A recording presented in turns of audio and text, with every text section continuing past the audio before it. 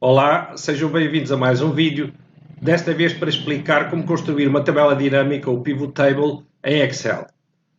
As tabelas dinâmicas têm grande utilidade, pois permitem resumir a informação relevante de uma tabela de dados a partir de um conjunto de medidas, como veremos já a seguir. Vamos então para o Excel. Já tenho aqui uma tabela de dados onde se incluem o género, a cidade, a zona, o salário e os anos de trabalho de 20 indivíduos. A construção da tabela dinâmica pretende dar resposta a duas questões. Primeiro, qual é a média e o padrão dos salários e dos anos de trabalho por cidade e zona? Primeira questão. Segunda, qual é a média e o padrão dos salários e dos anos de trabalho por cidade, zona e género? Ou seja, a partir da tabela dinâmica conseguimos diferenciar o cálculo das medidas nos dois géneros, feminino e masculino, como veremos já a seguir. No caso da média, também podiam ser utilizadas as funções averageIf e averageIfS, ou então média.se e média.se.s, se tiverem o Excel em português.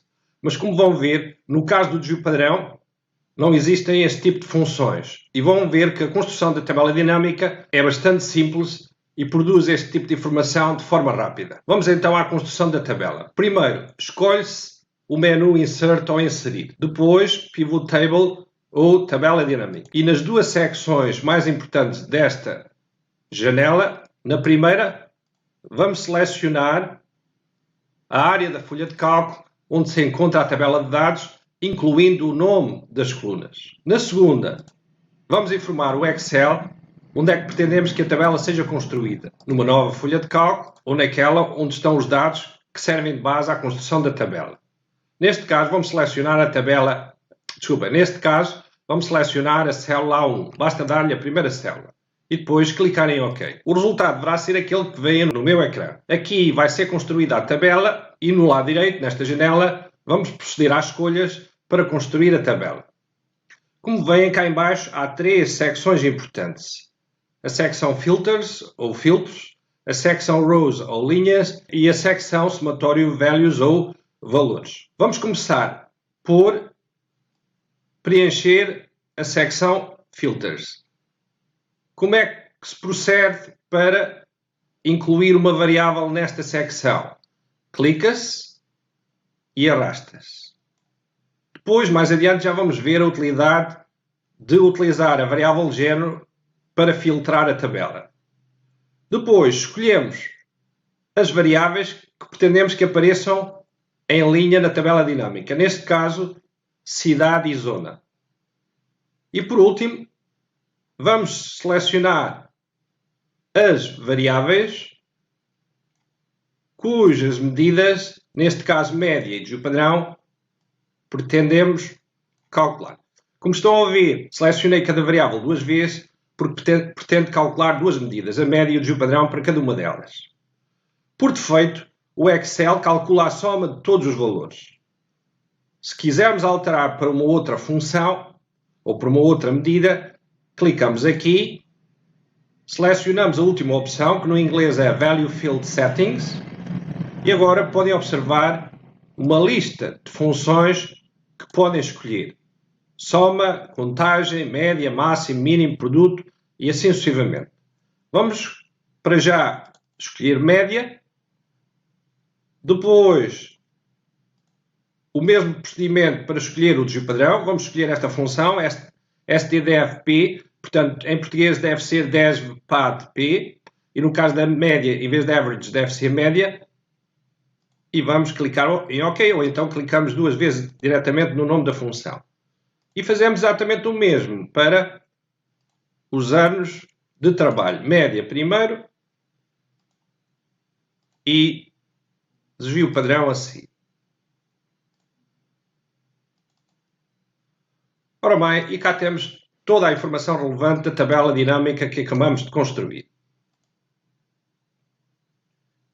Vamos começar então por analisar os resultados obtidos. Na linha grande total, o Excel calcula a média e o desvio padrão, considerando todos os valores para cada uma das variáveis. Vamos confirmar isso mesmo através da função average para o caso do salário. E podem confirmar que o valor obtido é exatamente o mesmo que temos nesta linha. E também podemos calcular o desvio padrão. No inglês, a função a utilizar é stdevp. Abrimos parênteses. Selecionamos os valores. Fechamos parênteses. E o valor lá está, igualzinho ao da linha grande total. Mas não é aqui que está a vantagem da tabela dinâmica. É aqui no meio, ok? Nos valores, entretanto, calculados. Vamos olhar aqui para a coluna Average of Salário, portanto, a média aritmética dos salários, e ver o que é que o Excel calculou. Nesta linha, calcula a média dos salários para o Porto. Depois, calcula ainda a média dos salários por zona rural e por zona urbana. Ou seja, para cada cidade, o Excel não só calcula a média, como também permite calcular a média não só para a cidade, mas também para a zona rural correspondente. Ou seja, detalha ainda mais o cálculo das medidas que estamos a efetuar.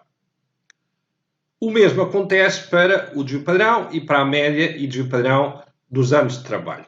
Portanto, através da tabela dinâmica conseguimos calcular estas duas medidas, média e desvio padrão, por cidade e ainda para a zona rural ou urbana referente a cada cidade. Depois, importa explicar a função do filtro género. Por defeito, e para o cálculo destas medidas, o Excel considera tanto homens como mulheres. Isto deve-se ao facto da opção All ser selecionada por defeito. Mas se clicarem aqui, onde ver, também têm lá a opção F de feminino e M de masculino. Se clicarem em F e pressionarem OK a seguir, o Excel apresenta os cálculos agora só para as mulheres. No caso de selecionarem M, calcula as medidas, mas agora só para os homens.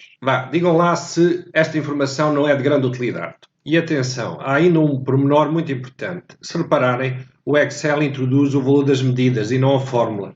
O que é que isso significa? Se alterarmos os dados na tabela original, o Excel não atualiza a tabela dinâmica. Isto implica o quê?